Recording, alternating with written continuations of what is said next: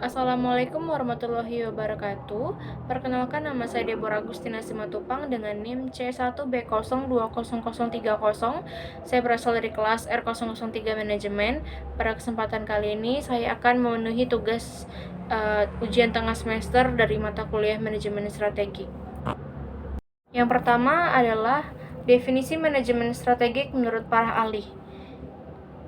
Yang pertama ada dari Michael Porter, dilansir dari Harvard Business Review. Seorang profesor Harvard University bernama Michael Porter menyebutkan bahwa manajemen strategik adalah pendekatan posisi unik dan berharga yang diperoleh dengan melakukan serangkaian kegiatan.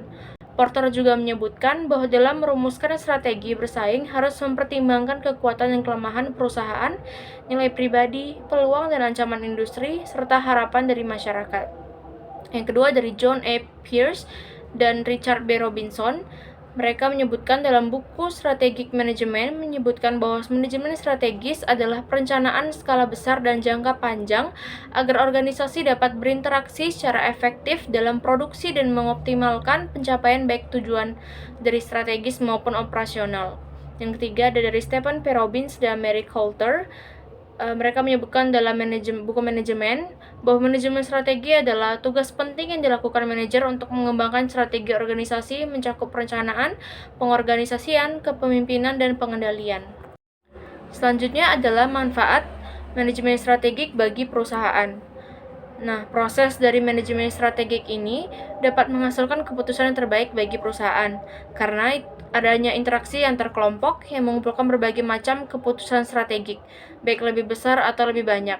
Selain itu, aktivitas ini dari manajemen strategi ini dapat mempertinggi kemampuan dari perusahaan dalam menghadapi berbagai macam masalah yang sedang dihadapi. Ditambah lagi dengan adanya keterlibatan dari pegawai dalam manajemen strategi ini dapat bermanfaat dalam perbaiki pengertian mereka terhadap penghargaan produktivitas dalam setiap perencanaan strategi. Dengan begitu dapat mempertinggi motivasi kerja pegawai. Dan penerapan dari manajemen strategik ini dapat membuat manajemen perusahaan menjadi lebih peka terhadap ancaman eksternal atau ancaman dari luar. Setidaknya, manajemen strategik juga dapat mencegah timbulnya berbagai macam masalah, baik yang berasal dari dalam maupun dari luar perusahaan. Penerapan manajemen strategi ini juga dapat meningkatkan kualitas perusahaan dalam menghadapi masalah. Manajemen strategi membuat perusahaan dapat melaksanakan semua aktivitas operasional dengan lebih efisien dan efektif. Perusahaan jadi mudah untuk beradaptasi pada perubahan yang terjadi. Namun yang lebih inti, perusahaan yang menggunakan konsep manajemen strategik akan lebih profitable daripada perusahaan yang tidak menerapkannya. Selanjutnya adalah proses yang dilalui dalam menerapkan manajemen strategik. Proses manajemen strategis sendiri terdiri dari 3 tahap. Yang pertama ada tahap perumusan strategi. Pada tahap ini mencakup kegiatan mengembangkan visi dan misi organisasi, mengidentifikasi peluang dan ancaman eksternal organisasi, menentukan kekuatan dan kelemahan internal organisasi, menetapkan tujuan jangka panjang organisasi, membuat sejumlah strategi alternatif untuk organisasi, dan memilih strategi tertentu untuk digunakan. Yang kedua ada pelaksanaan strategi. Tahap ini mengharuskan perusahaan untuk menetapkan sasaran tahunan, membuat kebijakan, memotivasi karyawan, dan mengalokasikan sumber daya sehingga perumusan strategi dapat dilaksanakan. Yang ketiga ada evaluasi strategi. Tahap ini adalah tahap akhir dari manajemen strategis. Selanjutnya adalah hubungan antara manajemen strategik dan keunggulan bersaing. Sebuah perusahaan akan mendapatkan keuntungan dalam bersaing jika dia memiliki strategi yang tepat. Dan oleh karena itu, manajemen strategik adalah tempat yang tepat untuk sebuah perusahaan dalam membuat sebuah strategi, sebuah persaingan yang dapat membuatnya menjadi perusahaan yang unggul dibanding dengan produk dari perusahaan yang lainnya. Oleh karena itu, dengan adanya manajemen strategik, sebuah perusahaan pun dapat unggul dalam sebuah persaingan dengan perusahaan yang lain. Jika mereka membuat suatu strategi yang menguntungkan mereka, yang bisa membuat mereka lebih mengenal kebutuhan akan pelanggan, yang membuat mereka lebih dekat dengan pelanggan.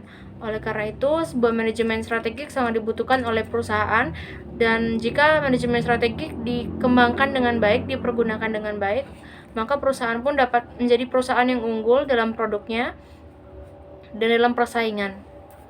Selanjutnya, Bagaimana sebuah perusahaan dapat memiliki keunggulan bersaing secara terus-menerus. Sebuah perusahaan dapat memiliki keunggulan bersaing jika mereka memiliki beberapa strategi. Yang pertama, ada strategi kepemimpinan biaya atau cost leadership strategi, menjadi produsen rendah biaya dalam menghasilkan barang dan jasa, atau membantu menurunkan biaya bagi pemasok dan pelanggan, sehingga pesaing memiliki biaya produksi yang lebih tinggi.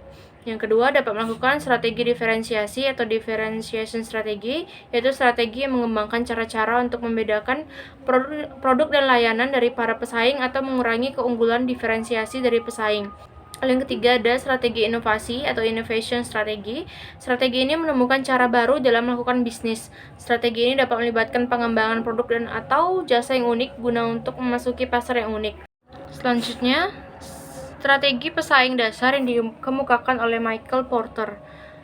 Michael Porter menyatakan bahwa ada 3 generik kompetitif strategi yang diyakini dapat digunakan oleh sebuah institusi untuk mencapai keunggulan bersaing. Pertama, ada kepemimpinan biaya atau cost leadership strategi.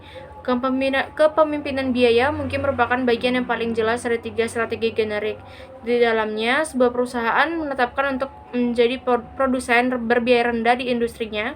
Perusahaan memiliki cakupan yang luas dan melayani banyak segmen industri, dan bahkan dapat beroperasi di industri terkait. Yang kedua ada diferensiasi atau differentiation strategi. Strategi generik kedua adalah diferensiasi. Dalam strategi diferensiasi, perusahaan berusaha untuk menjadi unik dalam industri bersama beberapa dimensi yang luas dihargai oleh pembeli. Lalu yang terakhir ada fokus atau fokus strategi. Strategi generik ketiga yaitu fokus. Fokus strategi ini sangat berbeda dari yang lain karena terletak pada pilihan lingkup kompetitif sempit dalam suatu industri. Baiklah, sekian dari saya. Saya ucapkan terima kasih.